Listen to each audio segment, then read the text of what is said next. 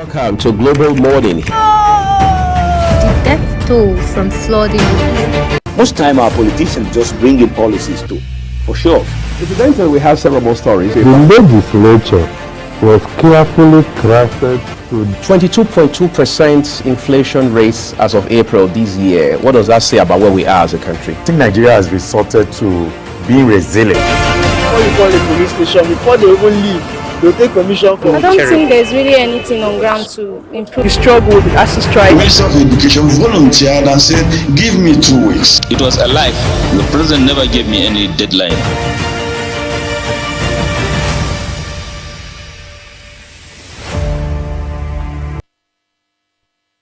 It's another beautiful day right here. Good morning and welcome to Global Morning on Global Television. My name is Ramsey Enoch, and it's so good to have you join us this morning. It's a weekend, and of course, this is Saturday. Saturday is normally set aside for some house girls. Some persons go out for exercise. Some persons take out time to clean the house, while other persons go for events. Some other people take their family out, but the bottom line is that Saturday is meant for a lot of people. What they believe is that Saturday is meant for you to rest after working all through the week, especially people who do 9 to 5. But then sometimes you want to rest, and maybe one situation or the other is making you not to rest. You're thinking about that account that you did balance in the office, you know, maybe that meeting you are supposed to attend on Monday, you're supposed to present a speech, maybe the minister is coming to visit, maybe your director is coming to visit, your team lead is coming to visit, and all of that. So sometimes you even discover that the weekend is not even for rest at all. Some persons, as we speak, are on their computers. They woke up very early this morning to go through what they've done for the week. How has it been? What were the major stories for the week? What happened? All right, the president said he was going to do this. The president congratulated the United States president. Oh, that's good. All right, what's happening to Dangote refineries? The price of fuel is rising on a daily basis. You know, a lot of things run through people's mind. Different people, different thoughts. Everyone have a thought, something that you're thinking about. Some persons want to travel. They are thinking about the exchange rate. Is it now going to settle at, let's say, 1,500 naira to $1 or 1,300? Where is it going to settle? Some persons are praying seriously that it actually gets to 1,000 naira to $1, and it's actually achievable. We can achieve that. It's possible. It's a possibility. But then I think the economy is picking up gradually because someone said something a few days ago that the naira is trying to stabilize. People are expectant. This is one thing about Nigerians, in case you don't know. Every Nigerian is thinking differently depending on their present situation. Some persons, what they are even thinking about right now is how power can be restored in their area, in their location, so that what they have in the refrigerator will not get spoiled.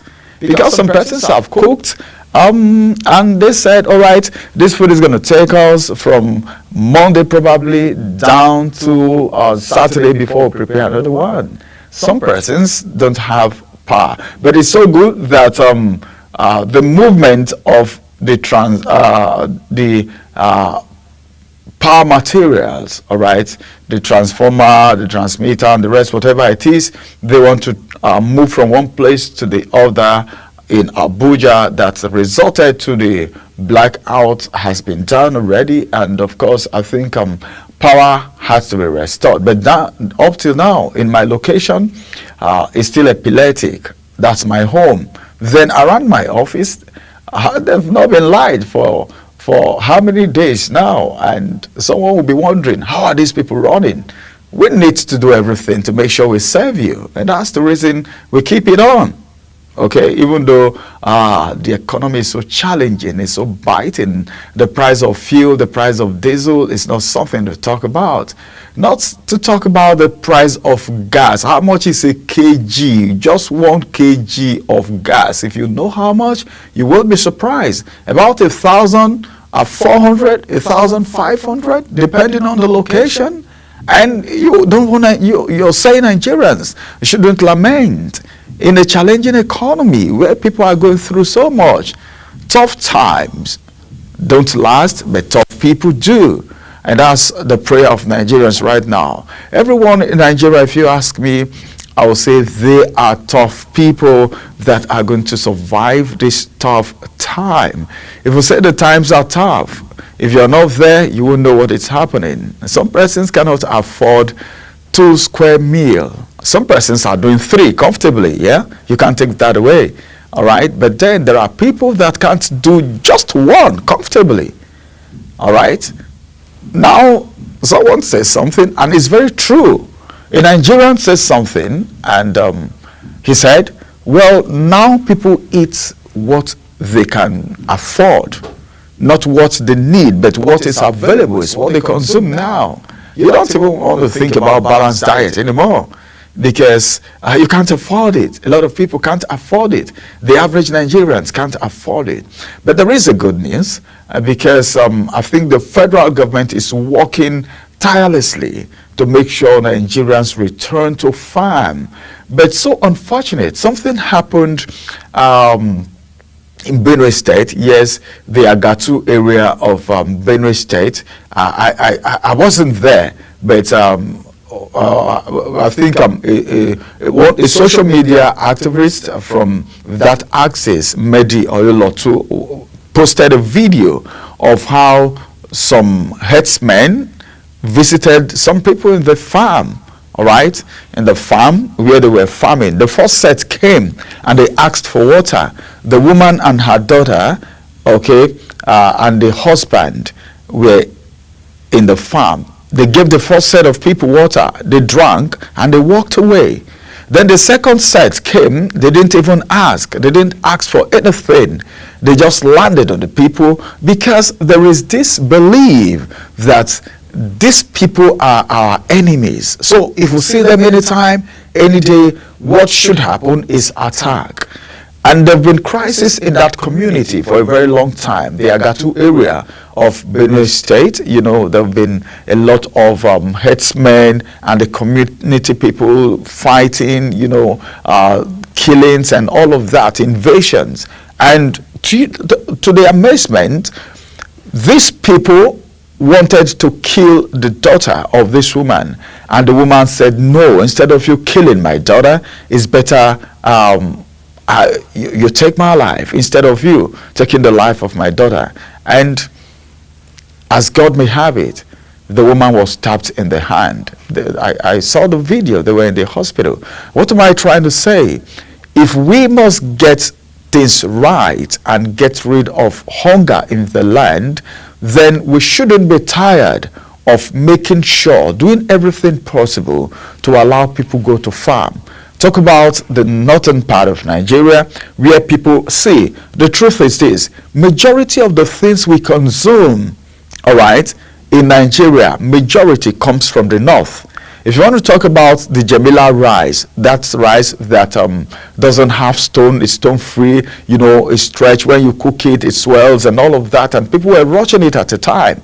The first time I tasted that rice, I didn't know that it was produced in Nigeria. I was thinking it's a foreign rice until I knew it was coming from Maiduguri axis, you know, and I began to wonder, now the people can't go to farm anymore. How much is one small onions? Onions is being brought from the north. That's where they farm it. And one very important and very good thing about the northerners is that whether it's a rainy season or not, they know how to do irrigation farming. You know, get the water, plant what they want to plant, the carrots, the watermelon, you know, the fruits. Majority comes from there. The oranges, the onions, and they plant rice, and they do a whole lot. But now people can't go to farm because of insecurity. I think, the security operatives are trying their best. I think just this week that is ending, this week that it's ending, we heard how a leader of a terrorist group was brought down. Okay, and that is so encouraging, and that's to tell you that the security operatives are not resting. But then I come to talk about it. How equipped are the vigilantes? How important are the vigilantes? You know, there was a clamor for state police. All right, there was a clamor, state governors, and some were in support, others were not in support, and there was this agitation that there should be state police. But then some person said, if this state police comes, it's going to be a tool in the hands of some tax masters. You know, they are going to take advantage of them so that during politics they will be used. We're tired of hearing thugs invaded the polling unit here and there. Now we have people in uniform who are being used. It is allegedly said that some tax masters were going to use these state police officers to their own advantage, because now they are not connected to the federal level at all. But then even those connected to the federal level heard in the past, right, how some of them were allowed to be used. Those that are not patriotic, those that are not loyal police officers, that don't know what the meaning of policing is. Policing is protecting lives and properties. That's what you're supposed to do. But then the lives and property that some of them are supposed to protect is what they are even going after. So as it is, there is a need for a total overhauling. Some police officers just graduated, some just got into the force, and excitement everywhere. But then, what is that possibility that these new ones will not be mentally conscientized by the old one, having them do what the older ones are doing, that the society is frowning at? We don't, the IG have tried, in fact, those are the hem of affairs of the Nigerian police force are doing their best, because I've seen places, some places where the faulting police officers, those who are the roadside, those who mount the checkpoint, those who collect money, some of them, if being caught, are disciplined. That must be given to the authorities of the Nigerian police force. And of course, I think it's a welcome development, and that should continue so that we can get rid of the society of these people who are not ready to be patriotic. And I would want to congratulate, before I get into the major headlines for the day, I would like to congratulate everyone that we are given positions, all these newly appointed CEOs. I think it's a welcome development. President Bola Ahmed Tinubu have appointed some persons to be chief executive officer, of some agencies, some parastatals, and of course some organizations, some setups. Let me just call it setups, and that's so beautiful, because if you have good people, all right, if you have good people handling some very, very sensitive positions, I think the nation will move forward. Let's see what will happen at the end of the day, if their performance is going to be okay or not. If it is going to be okay, it's going to be a welcome development, because what Nigerians are actually clamoring for is how the nation can grow, how the nation can grow. Some persons have been so optimistic, and others are so careful to talk about the inauguration of President Donald Trump. Some persons are asking questions. What is going to be in for Nigeria? Well, we heard that two Nigerians were part of the inauguration. One,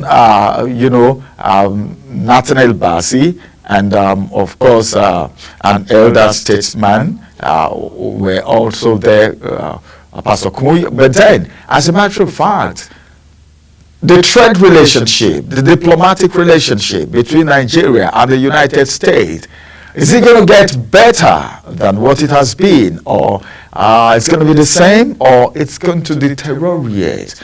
I trust the President of the Federal Republic of Nigeria because he knows what to do to make sure we have a good relationship with the United States, and what will be on the table for us as Nigerians. All the while that the President has been traveling, what he does is anywhere he goes, he sings the praises of Nigeria, irrespective of what is happening toward investors. And we've had promises in the past where investors have promised they will come invest. Though some companies are folding up from Nigeria, but then that's not the end of it, because a place where a particular company is not able to thrive, other companies may come in and you see them thriving, flying like the eagle. So it's better to give it a trial, all right? Give it a try. Come invest in Nigeria. In fact, I could remember there was a program, Diplomatic Perspective. On Diplomatic Perspective, I had a guest, all right, an international relations expert, Dr. Ibrahim Bill, who spoke extensively about the natural resources that we have in Nigeria and how it can be harnessed. And he gave very practical examples of countries around the world that don't even have up to half of the natural resources that we have in this country, that are doing far better than Nigeria. Meaning, if we look inwards, what the problems that Nigerians are crying about, the economy, everything will become a thing of the past because we have what it takes. And there are some of his statements that I can never forget. You know, these are some of the take-homes. These are some of the kind of programs that people in authority should listen to and know what to do per time. Because if you listen to programs like that, you will know what to do, all right? Because sometimes a lot of people don't see beyond their nose. Somebody else needs to see beyond your nose to tell you, hey, this is this, this is that, all right? So as a matter of fact, we have so much embedded within us that if we take advantage of, it's going to go a long way, all right, helping us scale through the hurdles of the challenging economy that we have. Let's quickly go on a break. After the break, we'll return, and a Global Morning will continue as we look at the pages of the newspapers. What are the newspapers saying? Very, very interesting stories that you can't afford to miss. And of course, I'm going to be doing a little analysis on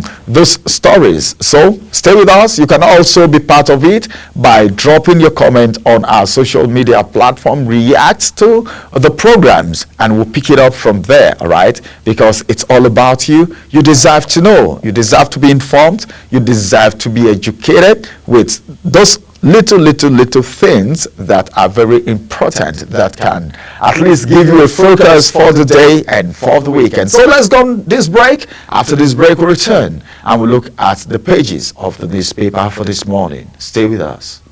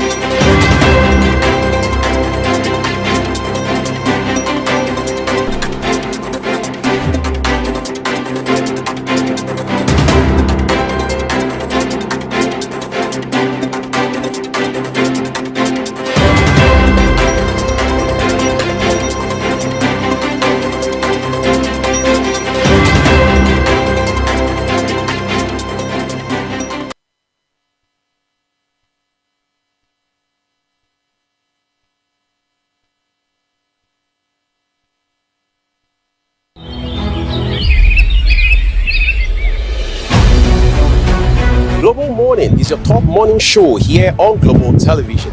We bring you fresh news updates daily while delving into a variety of current affairs and topics. And at the same time, keeping you well informed about important events, both national and internationals. Global Morning serves as a valuable source of information, helping viewers like you start your day well informed. Stay connected from Mondays to Sundays to a wide range of the latest news making rounds on Global Morning. We're on the road to protest. The president meets all of our demands.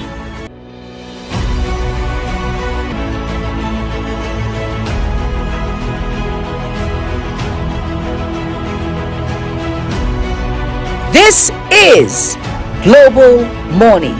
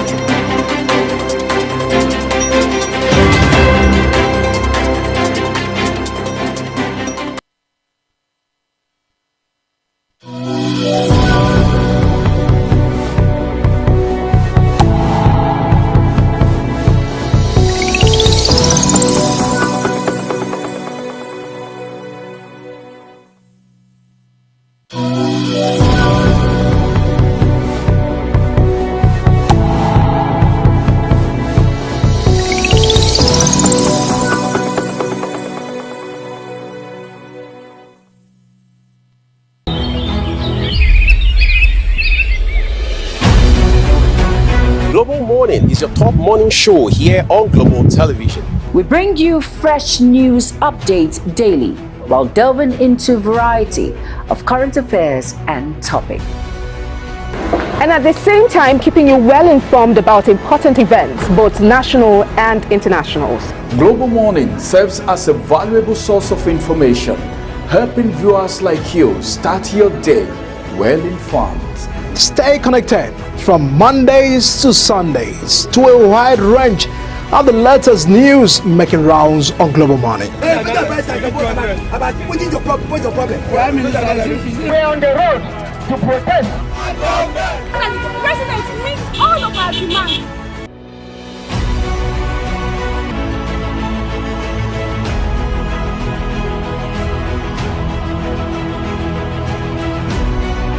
This is Global Morning.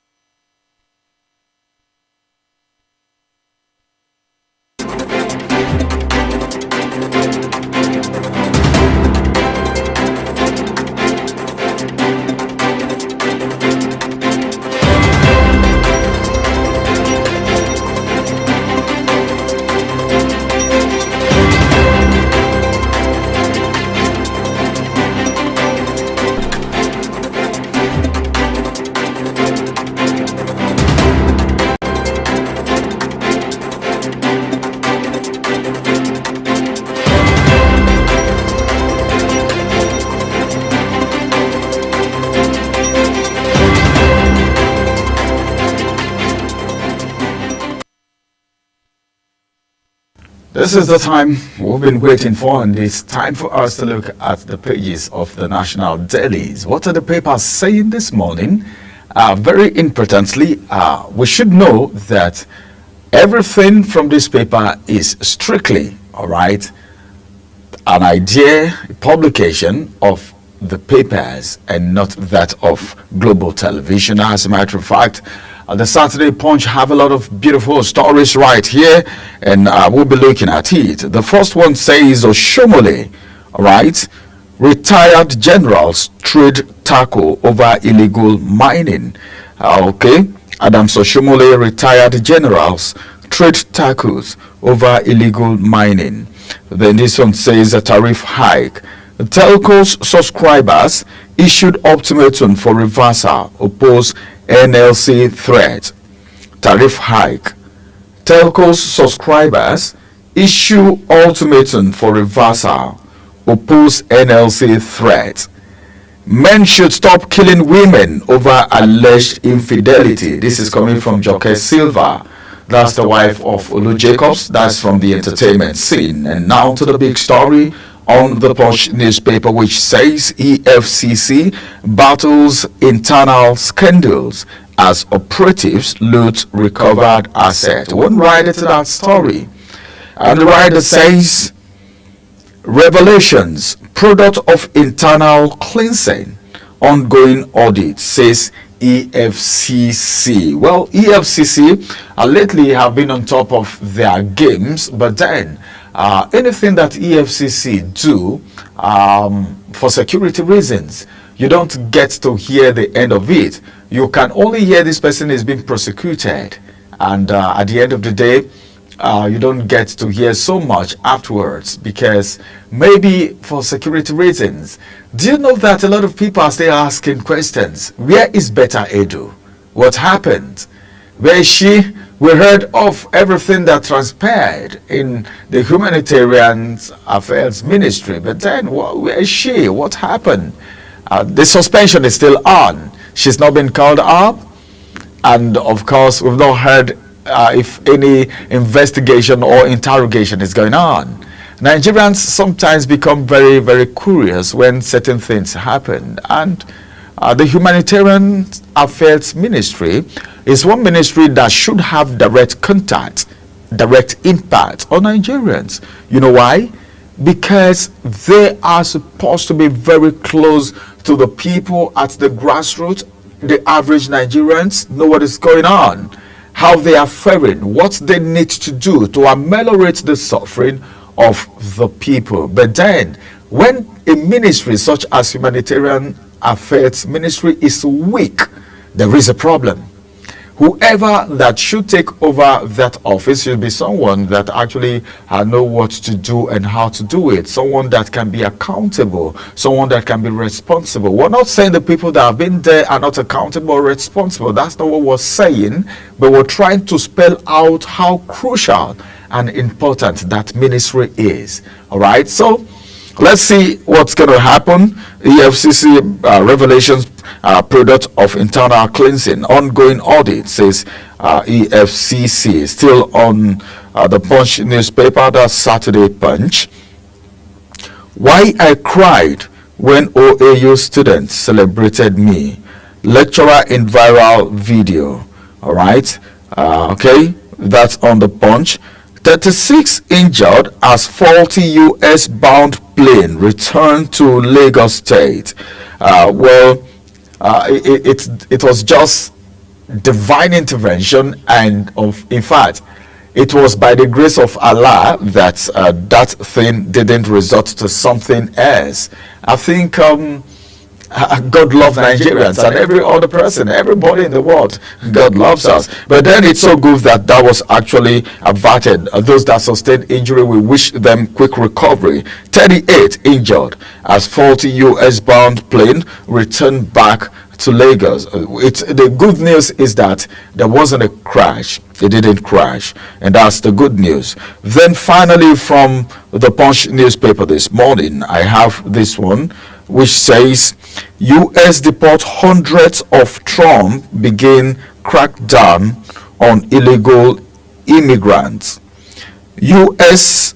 deports hundreds as Trump begin crackdown on illegal immigration. One of the high point of Donald Trump's inauguration is people who are in the United States illegally. They have been hiding in churches, have been hiding in schools, have been hiding in hospitals.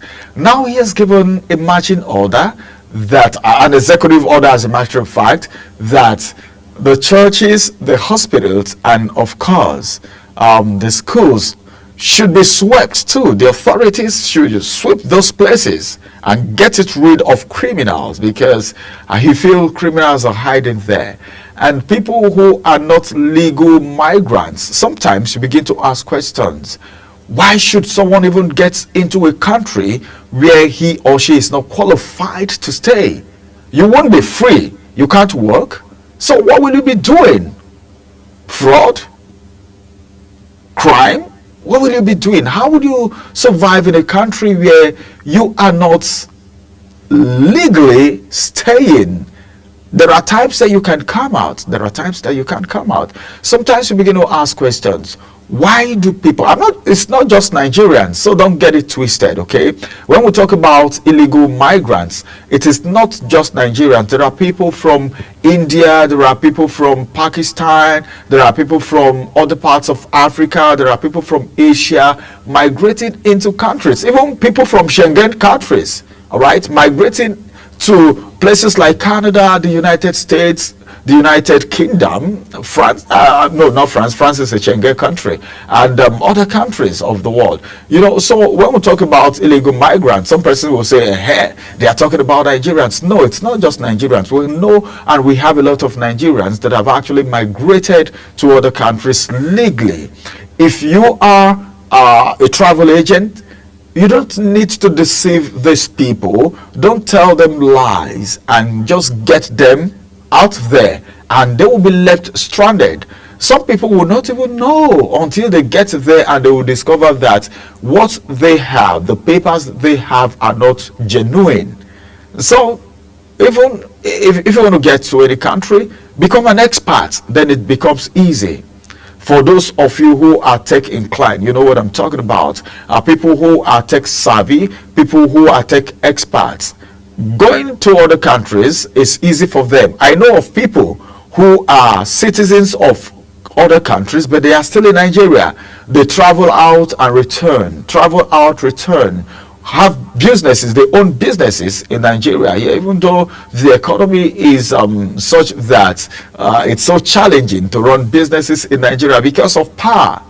Yeah, if there is no power, it affects a whole lot. So anytime we hear us talk about power, you should give kudos to people who are running businesses in Nigeria. So as a matter of fact, Donald Trump is not smiling at all, as it has to do with criminals and, of course, illegal migrants. Now there is a crackdown. Deportation is already happening just few days after his inauguration. So what will happen in the next 6 months, in the next 1 year? All right, so we need to do the right thing if we really want to enjoy the countries that we are going to. So you can start from now. Don't be in a hurry. Do the right thing. All right, if you do the right thing, nobody will harass you in that country where you want to go to, even if it is Ghana, even if it is Benin Republic. Okay, if you're crossing over to any country, it won't take you anything, it won't cost you anything. All right, you must have prepared. Nobody embark on a journey without preparation. You must have prepared, done the necessary things before you get into such countries. If you're an expert, you enjoy it, and that's part of the reason you see our doctors leaving the country. In fact, I just don't want to talk about that. After having someone on the program a few days ago, Dr. Joseph Agogo spoke extensively on the reason why people leave the country.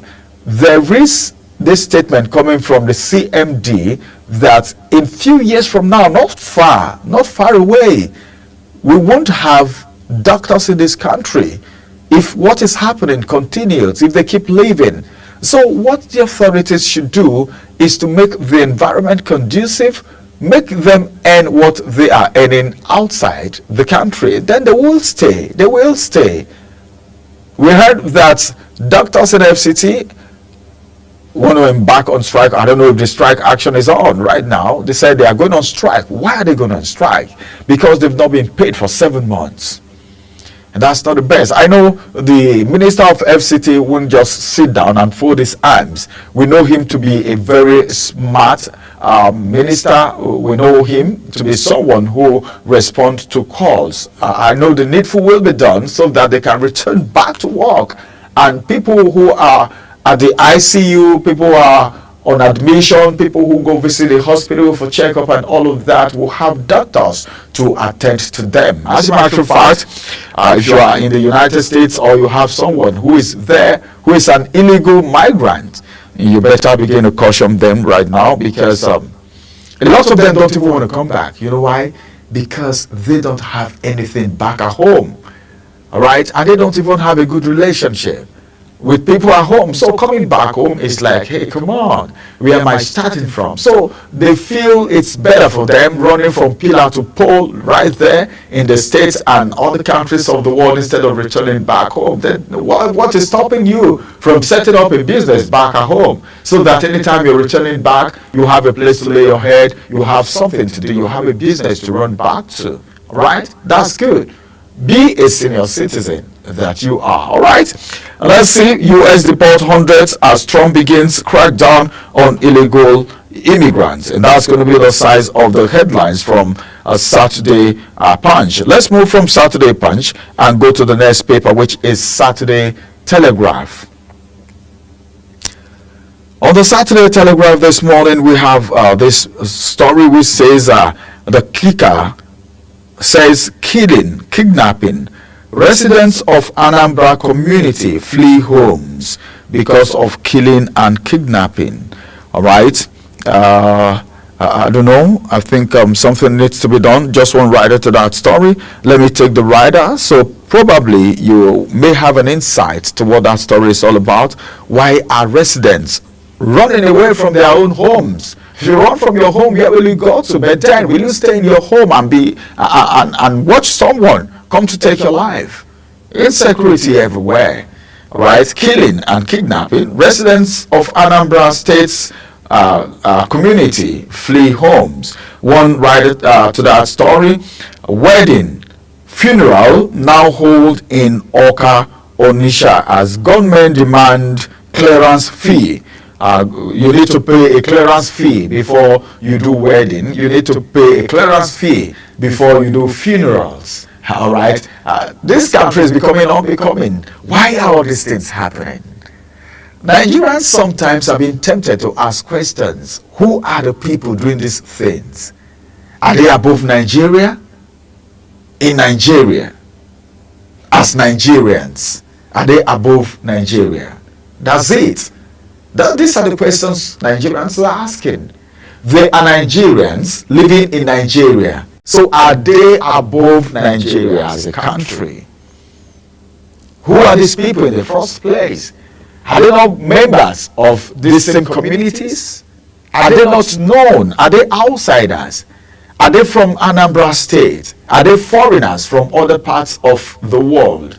These are questions that we should be asking, because if it is people who are part of the community, at least someone should know them and they should be reported to the authorities. If you can go do clearance so that you can have your wedding or maybe a funeral, meaning these persons are not masked about, they are not wearing masks, they are people that the community members know. So why not? What are the authorities waiting for?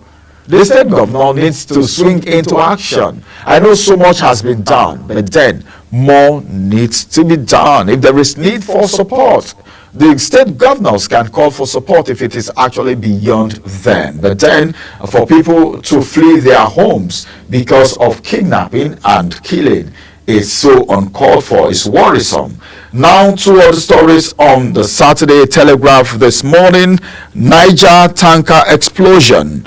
The fire engulfed us with speed of light. That is survivor talking. We're talking about fuel here. If you see most of the tankers, that carry the product from Lagos, from Port Harcourt to other parts of the country. It's boldly written on these tankers, highly inflammable. What does that mean? Meaning it's inflammable. These flames are moving without you seeing it. Sometimes it's not visible to the eyes. So as soon as the fire is ignited, if it caught fire, all right, if it catches fire, maybe at that end, before you know it, it has escalated to this end, and with a light of speed, just like the survivor has said. And that's the reason there is this caution. We know the hustle is real. That's right. The hunger is real. That's true. There is poverty in the land. It's not a new story. But then, what about your life? Much more important, that someone scooped the fuel and went away with it without any fire incident doesn't mean you too should go and do it. It is wrong and totally wrong for people to scoop fuel when a tanker breaks down or when there is an accident, because you don't even know where the fire is going to come from. You are busy doing what you're doing. Imagine the lives that were lost in Niger State. Right? We just want to say, may their soul rest in peace. And of course, this should serve as a lesson. I think the governor of Niger State is trying to put up something to make sure this kind of incident doesn't happen again. And even the federal government frowned at it. But then, this is not the first time it's happening. It is not all about the damage control, but then controlling the damage before it even happens. We mustn't wait until it happens before we go about doing damage control. More stories from the Saturday Telegraph. The big story says terrorism, that is the kicker. Federal government orders probe of NGOs over financing allegation sources. All right, I think this is good. Okay, this is good because a lot of people hide under the guise of NGO to do so many things in this country. All right, a lot of people hide under the guise of NGO to do so many things in this country. So federal government is now ordering probe of NGOs over financing allegation that is coming from sources. Well, let's see how that is going to go. Just one rider to that story.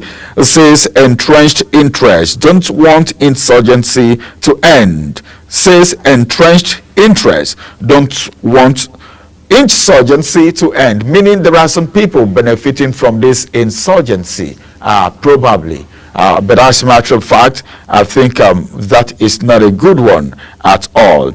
All right, kidnappers, family claims Owode absconded for fear of death. Untrue. Two riders to that story. Insist Neo Arafin travel to put his business in order. The second rider says it's wrong for him to travel at this time. This is coming from Olota of Ota.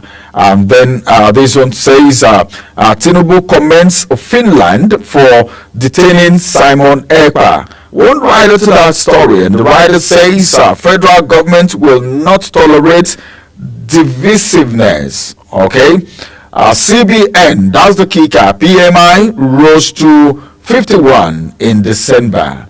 And of course, more headlines. Retired generals behind illegal mining, banditry, kidnapping. This is coming from Senate. What an allegation. I think this is worth probing. This is worth probing. Retired generals. You know what that means. Behind one, illegal mining that has claimed a lot of lives in this country. What natural resources are they mining? Do they have the license to mine? What is the profit, okay, for the people at the communities where this mining takes place? What is in there for Nigeria to boost the economy of the nation? Then banditry that has bedeviled the country. A lot of people are scared. You can't even travel the roads right now because of banditry. You can't sleep and close both eyes because of banditry and kidnapping. We just heard that, of course, in Anambra State, people flew the community because of killing and banditry. Now we're getting to know that the Senate is the one saying this. It's not just coming from an ordinary Nigerian. So if the Senate is coming out to say retired generals are behind banditry, mining, and of course kidnapping, then this is a problem known. It should already be half solved, and the authorities should wage into action immediately, because Nigerians have been waiting to know who are behind this kidnapping and banditry. All right, if Senate is coming out to say a thing like this, it's not something to sit over. It's not something to fold our arms and just watch it go down the drain. I think the security chiefs,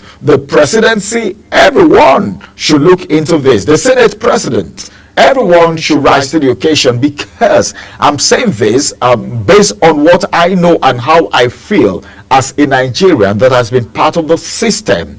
If banditry, okay, and this kidnapping, this terrorism is being handled in this country, it's going to move us very far, put us on the global map. All right, businesses will grow, people will go to farm, and the economy will be boosted, and so many things will work. Unemployment will become minimal, because people would want to go to farm. A lot of people want to invest in agriculture, but the fear of banditry is the beginning of wisdom for them, and that's the reason a lot of things are happening in this country. So if the Senate is coming out to say, well, those behind banditry, kidnapping, and of course illegal mining are retired generals. A retired general is just retired. They are not tired, and you know what it means. But don't they take pensions? Don't they belong to the country anymore? Do they still want to be in service? These are questions. Why should they bring unrest to a country they have served for over 35 years or more? Well, this is an allegation until otherwise proven, but then the source is my concern right now. Coming from the Senate, then already I think it may have been researched, all right? But then something needs to be done. I think name calling may even be important. Well, check the Nigerian Telegraph, page 7, and check it out for yourself. One writer to that story said no amount of fund will achieve much if illegal miners not checked. All right, that's that from the Saturday Telegraph. Let's move from the Saturday Telegraph and go to the next paper, which is The Guardian. I'm beginning from the big story. The writer, the kicker, says 4 years on, why AFCFTA's impact on Nigeria's trade international economic growth remains lean.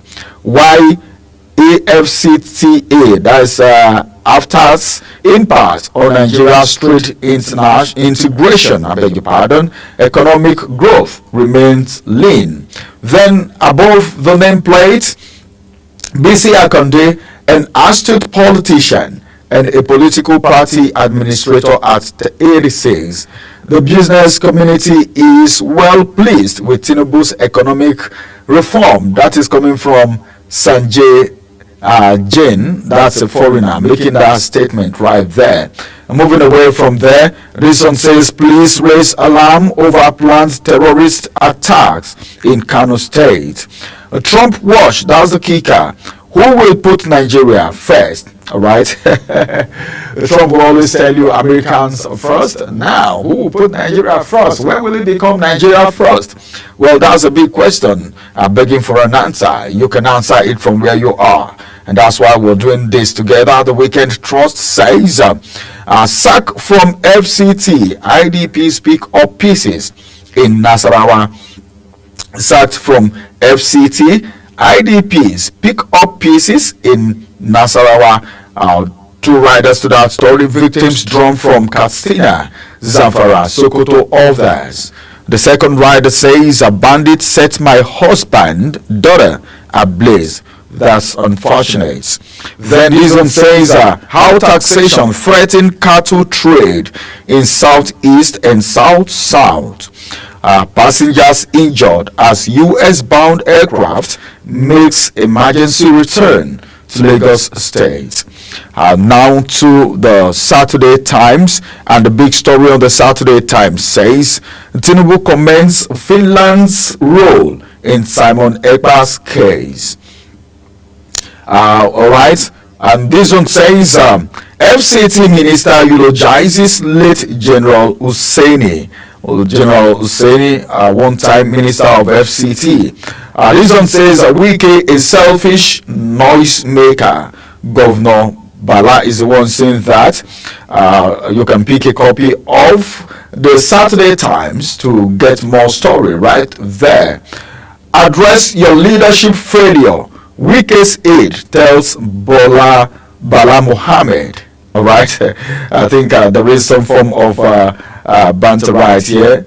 Bala Mohammed has taken on Wike, saying he's a selfish noisemaker. Then the minister's aide is replying to that, saying, well, Wike's aide is telling Bala Mohammed to address his leadership failure. These people are the top there. Sometimes when there is this hula ballo, when there is this all this fight here and there, Nigerians will just be watching, because it's just like two big elephants fighting. What Nigerians even want to hear right now is not talking down someone or praising someone. Nigerians want to feel the impact of a good economy, which is the role of everyone in authority, as a matter of fact, and even Nigerians too. The Saturday Independent says terror exposed. That's the kicker. Inside Southeast Nigeria's unending cycle of kidnap, revenge, ruin. Some buyers to that story. With over 2.23 trillion naira paid in ransom, security experts warn of region's breaking points. Another one says unknown gunmen are not so unknown. That's coming from an activist. When you're telling us that those behind kidnapping are retired generals, those behind banditry are retired generals, so why should they be unknown? When you say unknown gunmen, he said unknown gunmen are not so unknown, even though at that point in time they might be masked. They are not so unknown. Having known who their sponsors are, invariably you should know who they are too. 39 passengers, crew injured as US-bound plane makes air return to Lagos.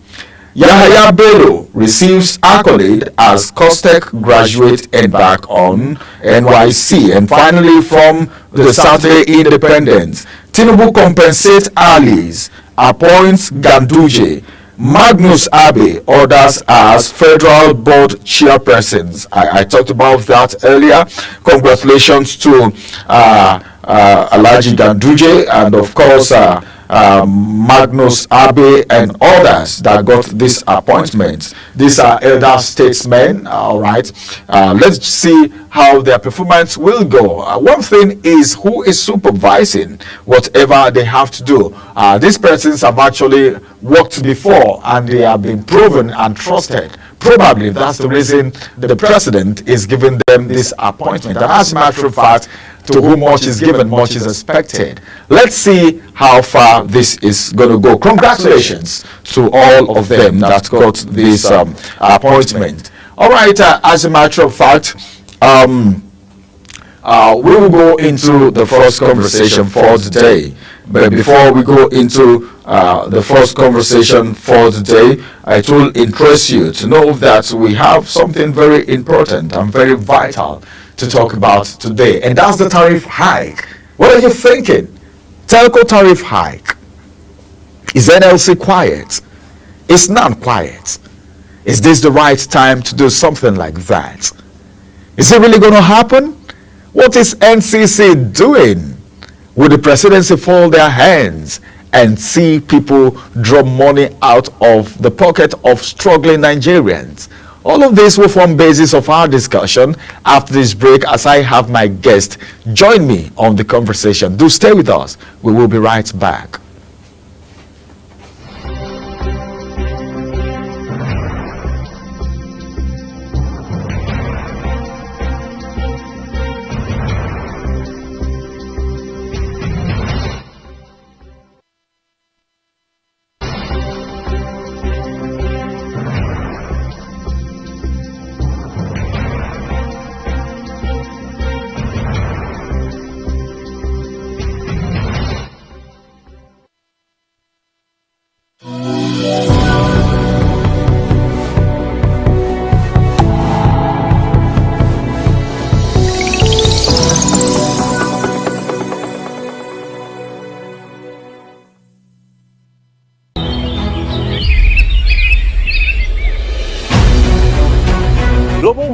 is your top morning show here on Global Television. We bring you fresh news updates daily while delving into a variety of current affairs and topics.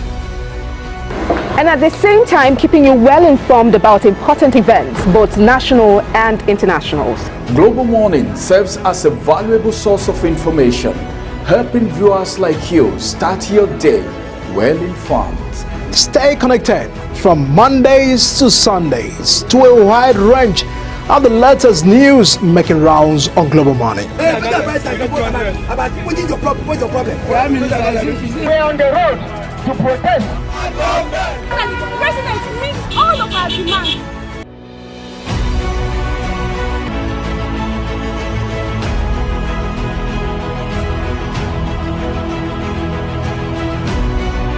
This is Global Morning.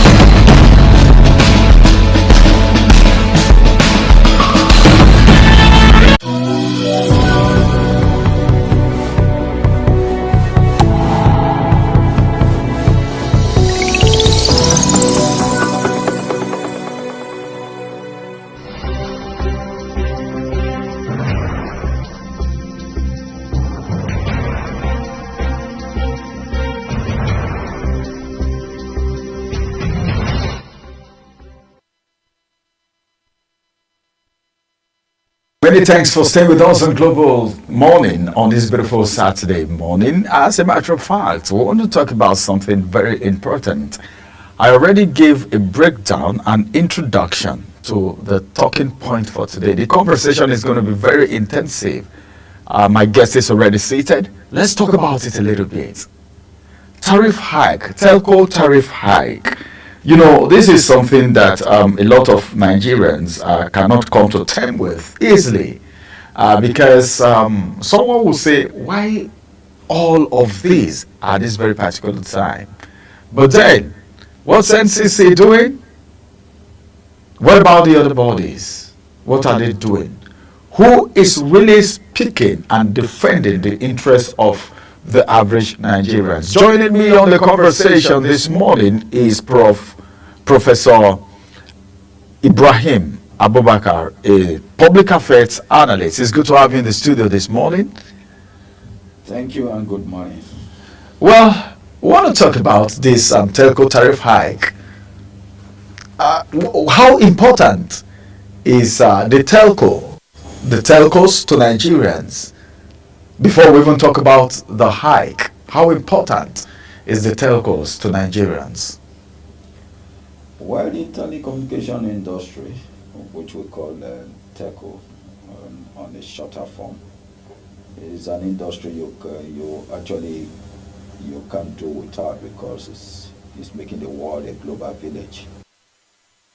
It's unique, it is for strategic planning, it's for security, it's for business, and it encompasses everything of interest to humanity. Without communication, I don't think we can coexist, and that will make us an obsolete people. But in this case, people don't know what communication is all about, even as we have different forms of communication. But it is one of the most important factors to humanity. All right. How did you feel when the telco tariff hike? Well, the agitation for the hike and whatever impact it's going to have on Nigerians is very negative. Negative in the sense that we have not done the right thing right from the beginning, and the effect is what they reap out of the common man. We should ask, what is our own space in this cyber space? And if we want to come into cyber security indices, where is Nigeria placed? What we have here, our system is not digitalized. We only interface from the analog system, which is not complete digital. And that is why we have a lot of marks.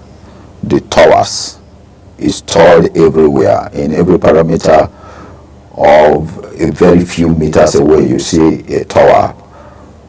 This is not done anywhere in the world any longer, because we have risen from the point of analog system to digital world. In the digital world, we're using a broadband system. In Nigeria, it's not supposed to have more than 7 broadband system, which minimize our usage.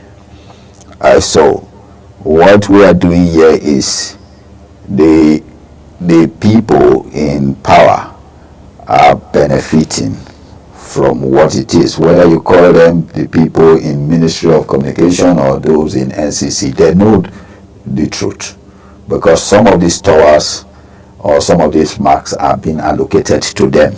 So the service setters or the service providers pay them yearly for those marks. So with that, they are not ready to say anything. They are living on their own world, and who pays? The common man pays.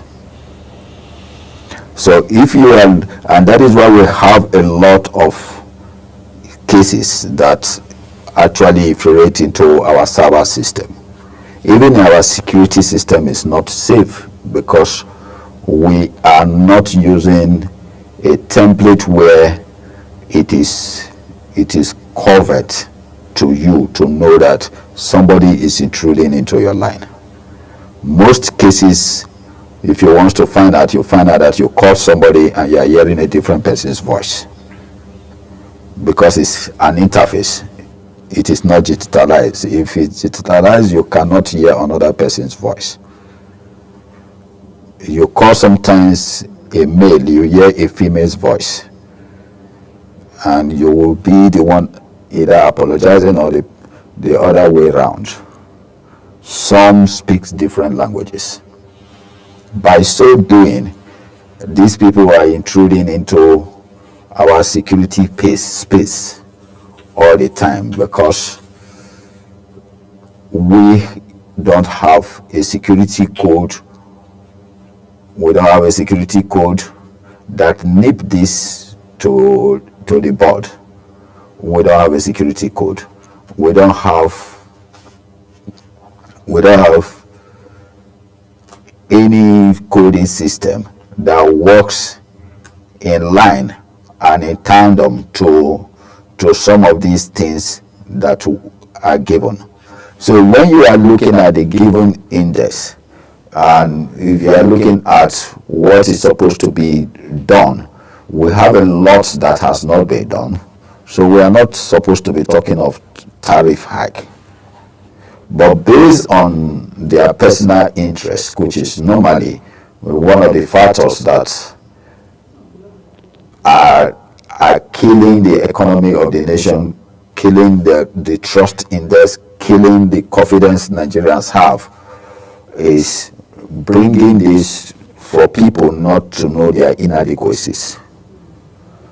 But in effective and efficient management of such system, you have to go back to global management. So what is the global management index as relates to communication?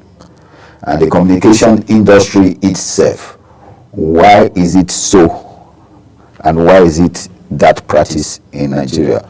So sometimes we call it corruption, but sometimes we call it infiltration. So most of these communication companies, who do they report to? Because they are intruding into our system, and as they are intruding into our system, what parameters have the National Security Network used to contain that intrusion and give value to us who are the users? All right, that is in fact that there is a proposed strike action. Do you think that's the best way to go? Because none, and not just none, I think NLC and other civil society organizations are also warming up. But the warning is coming from none, and of course they said they are threatening a nationwide strike action. Is that the best way to go? If you look at the National Association of Nigerian Students, we should know that we have developed from that index where our students were a bit vulnerable. Now there is a space where they understudy some of these things through Google and other network uses. So they have informations that makes them know that some things are not going right. And since they know this, a lot of them are into research.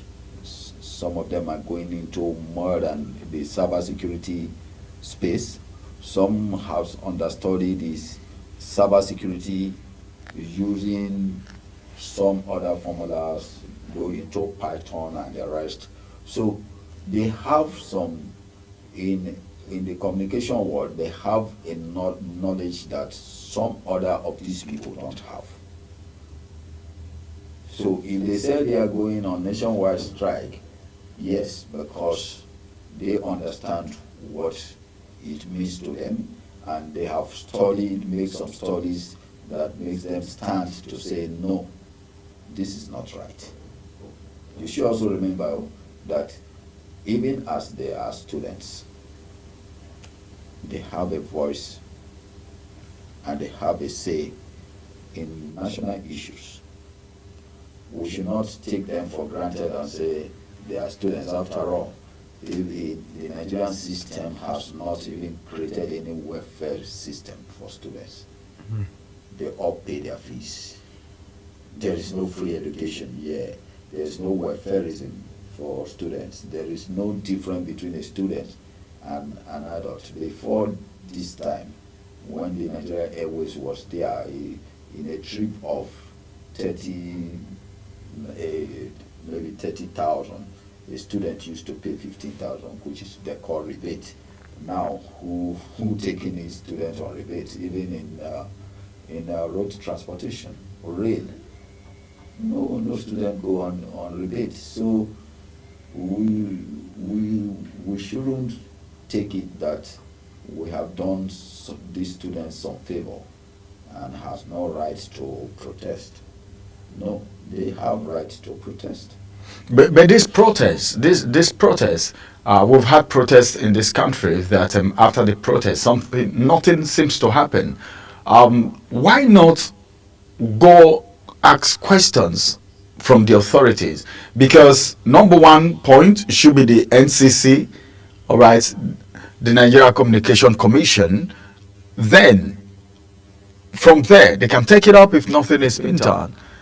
Do you think there is need interfacing with NCC first? And why is NCC even not giving people enough orientation about it? This is two questions in one now.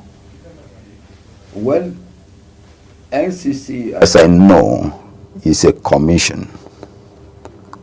And if not for Nigeria, a commission is not supposed to last more than 5 years. Any commissioner?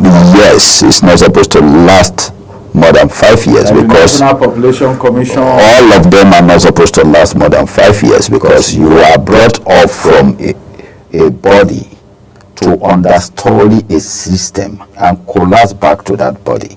And that is why we have indices of corruption in all the commissions. All. I call them commissions and commission agents.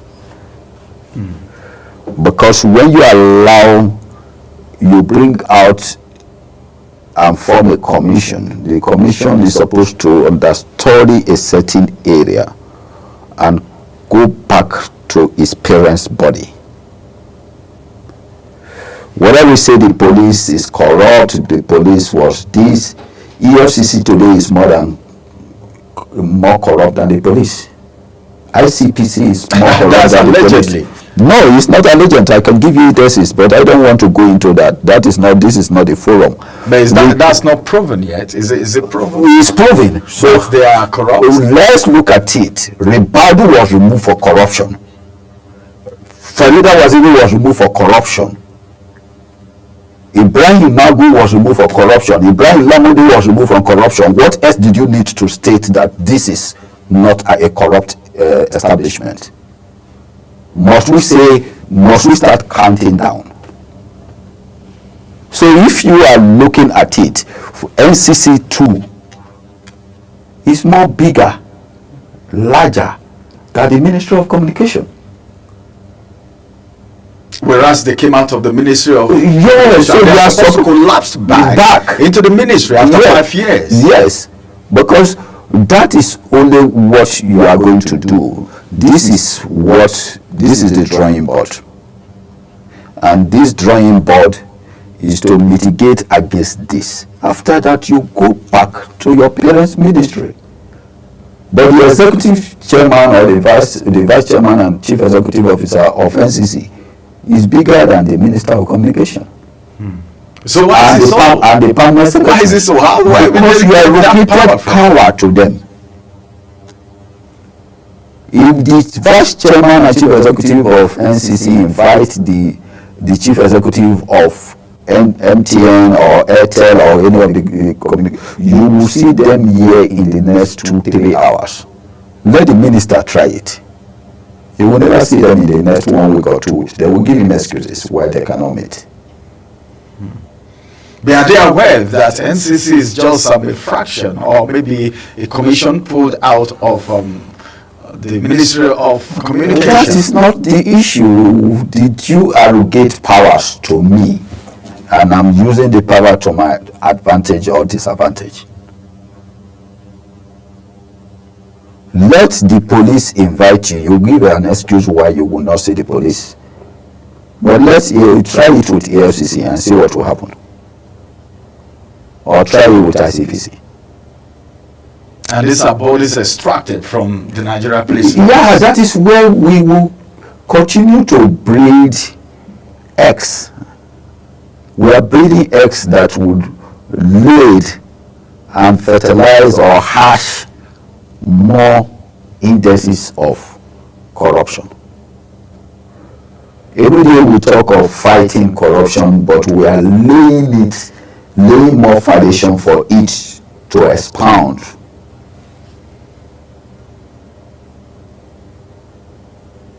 And that is where we are, because there is nothing practically we are doing than to sit down, look at commissions and what I call commissions and commission agents. If I am the president of Nigeria, I will collapse all the commissions because they have no relevance.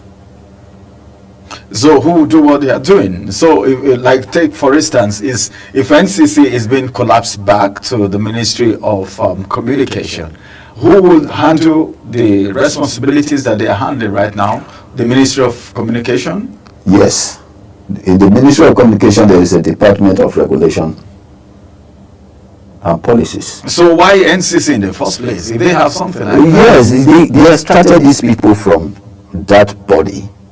Once they started regulation and policies and licensing. So if that is what they are doing, you go back to the same ministry, because there is a director in that ministry, in the main ministry, that is supposed to take care of these units. Well, look at the salary difference. Look at the allowances difference in NCCs to the ministry. So assuming the ministry is generating, because I know that I have, and I've said it in many fora, that if I am the president, I will not give any projects to any ministry, because they are supposed to generate for themselves. Okay, they are supposed to generate the money to run the ministry themselves? Yes, even the police. The police are not effective, the military is not effective, they are not efficient. The secret service are not efficient today because they don't generate. Are you sure they are not efficient? That is an no, they are not efficient because you are not generating. We do have security laws. If we have security laws, when you say they are not effective, you're talking about in terms of income generation or in terms of services? When you are generating, you become more proactive because you know what you are going to get and you are going to lose. So when somebody is kidnapped and you have effective mechanisms because you are generating, you will be more efficient because you know that people are not paid for the services if that person kidnapped is not quickly rescued. If baddies are attacking, it's because you are not generating. If they are attacking, you will not allow it happen. What is the duty of security is to save life and properties. So how many properties, how many lives are they voting for? Because somebody is paying the dues without them generating. Security in Nigeria can generate between 100 to 150 trillion annually. So trillion? You're talking about trillion? Yes, trillion. Okay, you're saying they are not effective because you feel they are not generating income, or you feel their services, what they are doing, the reason why they have been set up is not effective. They are not doing their job. Is that what you mean? Because that's an allegation, as a matter of fact. Apart from Nigeria, where have you seen somebody being charged to court and they said Commissioner of Police versus so person, or Inspector General of Police versus so person, or the federal government of that nation versus so person? How did it come about? Did Tinubu investigate you that you are charging federal government and so person? It's not done. He was not there. He was not a party to it. The Commissioner of Police has nothing to do with the division. He doesn't even know what has happened to the division, but you are charging the commissioner of police versus some. So we have a legal system that is not a legal system at all. You say Inspector General Police versus so person. If you call the Inspector General Police, if not for our type of legal system, to come to the dock and testify against the person, will he have anything to say? Have nothing to say. So we have no security laws, and we are getting lost every day, and we are looking at it as a pillar of this, and we put people who are not even supposed to be in some certain position into positions. Oh, okay, let's get back to the tariff hike right now. You know, one of the things that Nigerians are really crying for is the epileptic services that these telcos render, you know, inefficient service. Do you, if you want to come up with a hike, then what about the service? We are saying you then, what I am saying here is that we only interface the analog, and the interface system is not digitalized. So what service did you want me to render when I only interface from analog? So it's not digital, it's not fully digitalized, and that is why I said it here that you will be calling, another person will be answering you, not the person you called. Then you say it's a wrong number. Then you say either a wrong number or the person will be speaking Hausa when you know that the person... I've personally had that experience. So it is because it's not digitalized. And again, I said if we have a broadband system, 7 broadband stations are enough for Nigeria. 7. Even 5 or 6 are enough, but let's put it 7 for clarity's sake. So if you have a 7 broadband stations and you say you have 24 generators, let us forget about our electricity system, meaning that one generator is being run for 1 hour in a day and it's stripped to the other 1 hour in a day, and you have this, we are talking of 24 times 7. Whereas we have thousands of marks. These marks towers has generators running every 24 hours. And we are paying the bills. It's the masses, it's the people. You understand me? So who are the people who are benefiting from this? It's the same NCC and Ministry of Communication executives. So not the telcos? No, the telcos have already done what? Sublet it to these people, and these people are being paid about 30 million or above every year. What are they subletting to them? The services, the money that they make. I just want our viewers to understand something here. When you said, well, the money go to, does it mean when I make a call right now and the deductions are being made, I know tax is being deducted and the normal charge. Is it the normal charge that goes to NCC and Ministry of Communication? No, apart from that, which is the royalty, no, I'm not talking of that. The Max itself has a generator, they have a security man and the rest. So MTN can decide to say they give you 10 Max to manage. You are not managing anything as a chief executive, so they pay you every year for managing those Max. About some are about 30 million. So if they are giving you 30 million every year times 10, that is 300 million. So you are going home with 300 million. So anytime they put up any proposal, your own is to endorse. They don't go anywhere. Let the chief executive of NCC come to challenge me. How many times he has gone around some of these towers, Max towers? to supervise. Probably he may not be going, but maybe his subordinates go for supervision and all of that. When you are in a place and you are not there, the feedback mechanism becomes what? Why are you chief executive? But he may be a chief executive, but he has some technical people working under him. Let's go about this. Very good. When you go to employ an architect who designs for you, have a surveyor, have a soil scientist, have a builder, and take care of your structure. The day that the structure is not of any quality, who are you going to blame? Since you have never been there one day till the finishing, are you going to start recalling these people, or you are going to be blamed for wasting your money? Because there is a purpose why that executive position was given to you.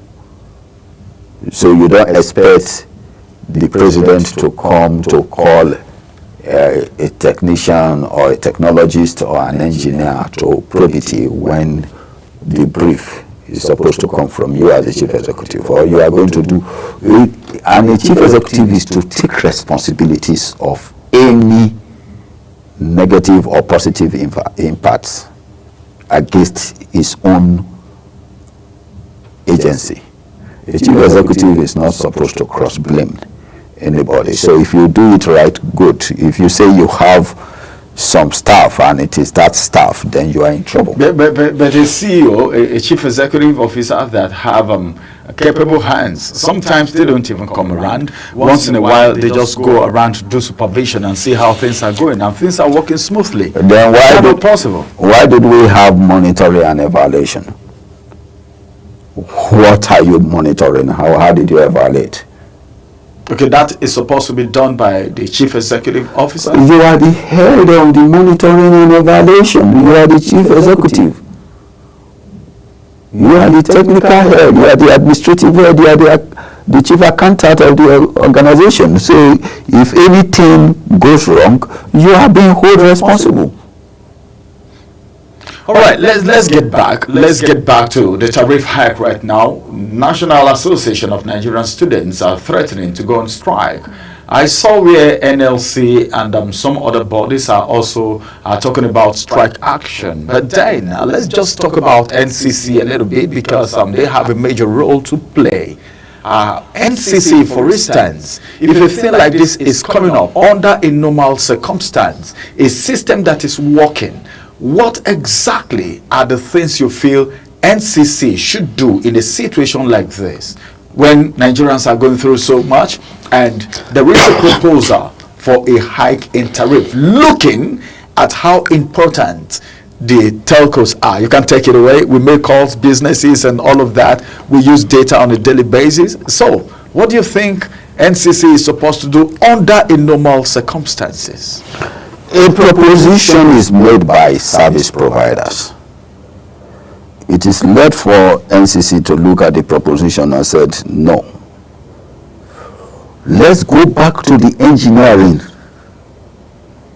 and the effect of your service to the people. Let's look at where you have effective delivery system, where you are very efficient. Then let's look at your expenditures and values. So we evaluate this. Our evaluation will come up with a remarkable achievement. If your service is good enough, I know Nigerians very well. They are ready to pay for it. But when the service is declining every day, sometimes completely one day, your system is not working. That's true. It's shut down completely for a day. So you have lost a lot in your dealings, in your business, in your program, in your processes, everything for those period of time. Who pays? Nobody. They don't even apologize. This is the only country where a system is not in use for hours, for days, and nobody apologizes. Nobody is even ready to tell you anything that has happened. So the consumer is not protected. There is no feedback mechanism. There is no payback on losses. Which country takes this? And you just come up overnight and bring processes that you pay more for service that is not working. It's a thing of pride to say, oh, everything is working in Nigeria. The communication industry is effective, it's efficient, it's running well. And because of the running costs and the cost of this, the cost of that, we are increasing the tariff. Nobody is going to challenge them. From the executive in Nigeria, our communication industry has not protected them. Where is our call log programming system based? And we'll tell you that the president even costs are not being tapped by external bodies. Even the president, his costs are being tapped by external bodies. Because NCC cannot tell me this is the process they have and this is the security code they have put in place for external bodies not to get first-hand information on the services being by services being provided by the service providers. So all informations of all the executives are in the hands of these bodies. So what are the security indices? What has the National Security Office done about this? What has the NIA and the SSS has done? Nothing. That's even the next question I wanted to ask, because you've said so many things about NCC and their activities and how you suspected there are some form of compromises along the line in their operations. They are now an offshoot of the Ministry of Communication. Is it not possible for the Ministry of Communication to call them to order as a brainchild of, because they are actually an offshoot of the communication, the ministry? Can't they call them to order? If they don't, what about the federal government? Can the federal government say, hey, come on, I've heard of situations whereby they said, well, NCC is charging this telco for this, for that, and all of that, and millions have been paid. Is there nobody at all that can say, hey, come on, NCC, this is what you're supposed to do, and you're not doing it? So this and this and that. No check and balance, no supervision, no accountability? That brings some things to mind. And I will say it for free. Today, nobody has asked why did the Diamond Bank collapse into Access. Was it not because of the same NCC? And what did the NCC do? How much fine was paid by MTN? Where is the money? So if you look at it totally, they told us that MTN is going to pay so billions or so in fine. At the end of it, what happened? Where is the money? We have a reprogramming system. If we are programmed to say we have maybe 10 million subscribers, and these subscribers, even you, most of the time, anybody can just say, okay, I subscribe for data, maybe 25 gigabyte. And I only use 15 gigabytes before the month ends. Where is the remaining money for the remaining 10 gigabytes? Well, you can do a rollover. If you can. Which rollover? How many people do rollover? And most of the time, even know until they send you a message that your data has been exhausted, or because someone has sent. So who is putting this together? Is anybody putting this together? So that means these telcos just do what they want to do and just enrich themselves and suck Nigerians dry. They are making money out of Nigeria every day, exploiting Nigerians to the extent that the service you did not provide, this you cannot provide, nobody call them to answer to them. And that's true, because there is this telco, I wouldn't want to mention the name now, that they can give you as much data as you want. Maybe they can tell you get 5 gig for as low as maybe 3,000 naira, but then you won't be able to use even 2 gigs out of it until it gets exhausted, like you just said. So when you are even talking of, the one you did not pay for. You buy. Yeah, so you find out that these losses, who account for them and to whose pocket? It goes to the pocket of the service providers.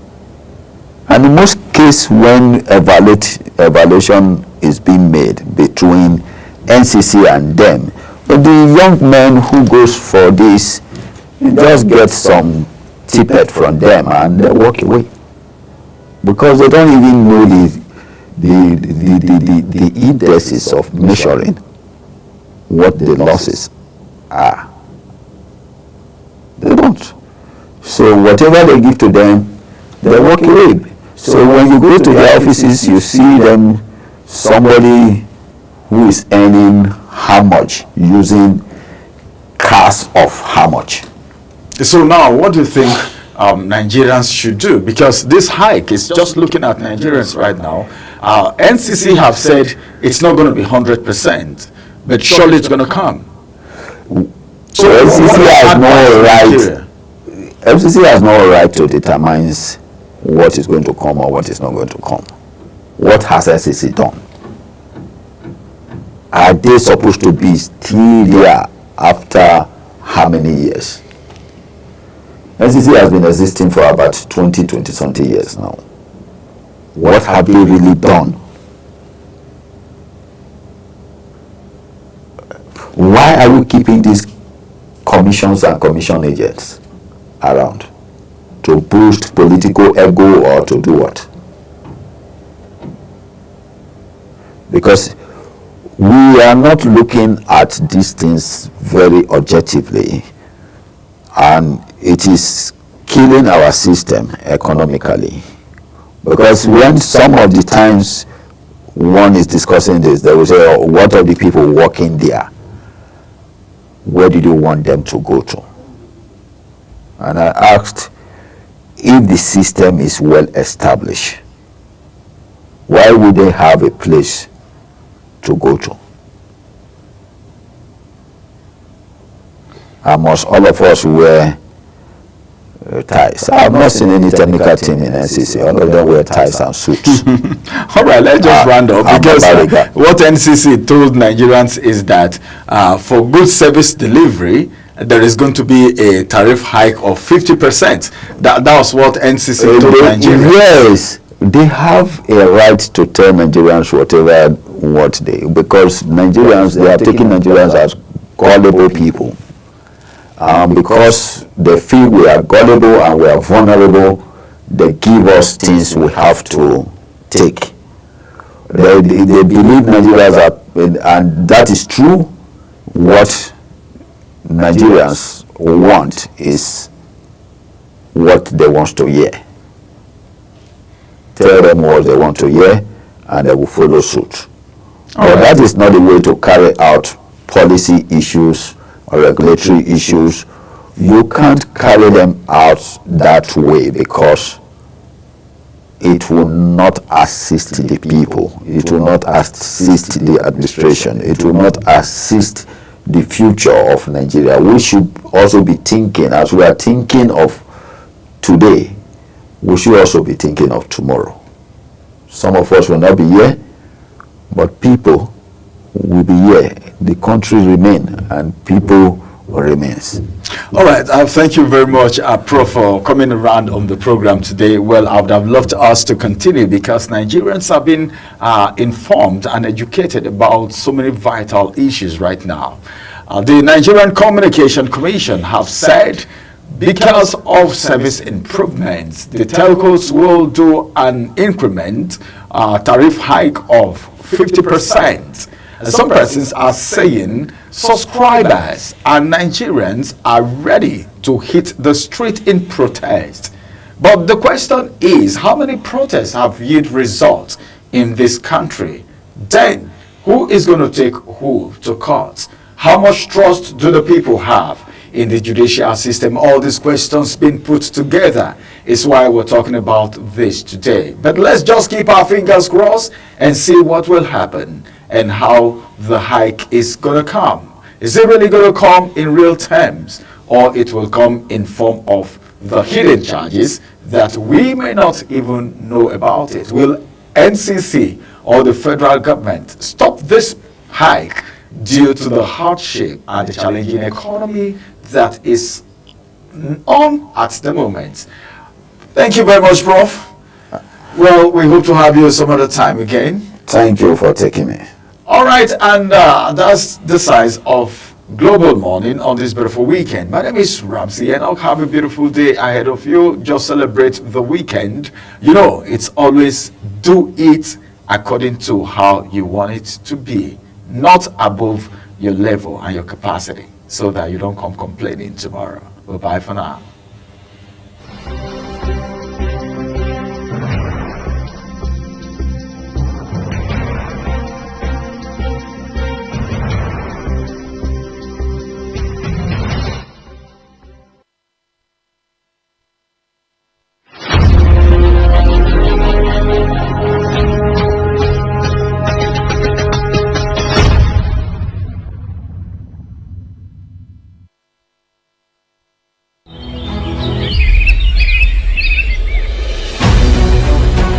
Global Morning is your top morning show here on Global Television. We bring you fresh news updates daily while delving into a variety of current affairs and topics. And at the same time, keeping you well informed about important events, both national and internationals. Global Morning serves as a valuable source of information, helping viewers like you start your day well informed. Stay connected from Mondays to Sundays to a wide range of the latest news making rounds on